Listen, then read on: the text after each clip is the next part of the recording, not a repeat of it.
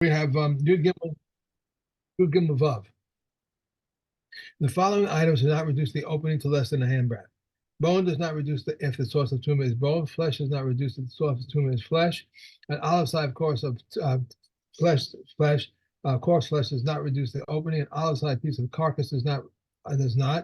A lentil piece of sheretz does not. An egg side piece of food does not. Grain growing in the window does not. Excuse me. A very thin spider web does not. The carcass of a kosher species of bird that was designated for food does not, and the carcass of a non-kosher species of bird that was designated for food and was rendered capable of contracting tumor does not.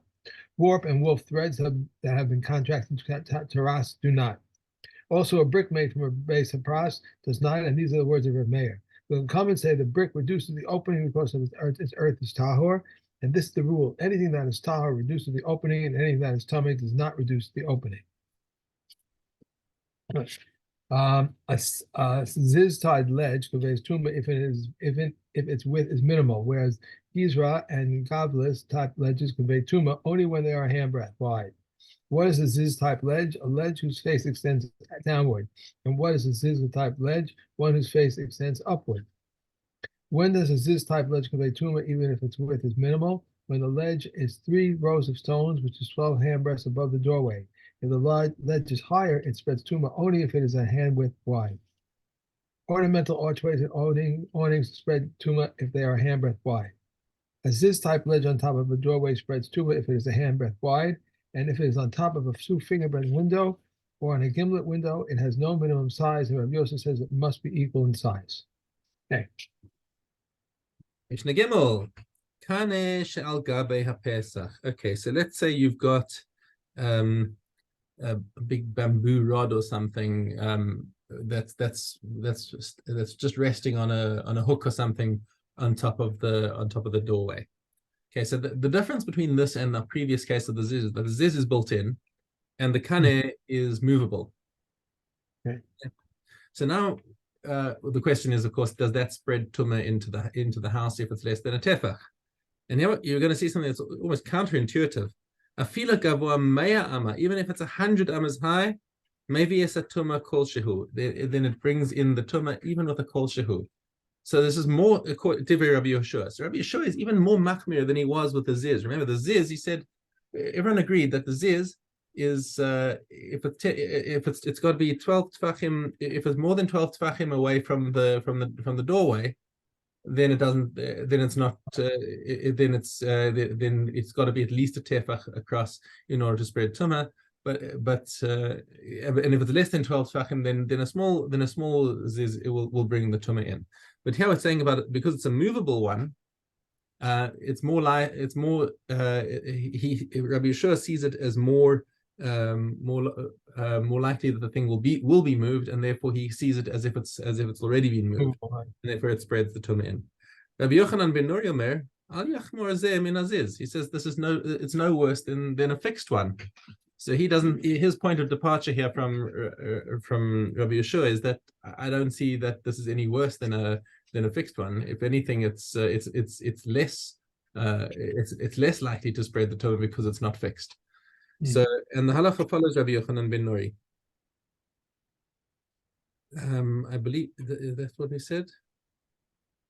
Sure.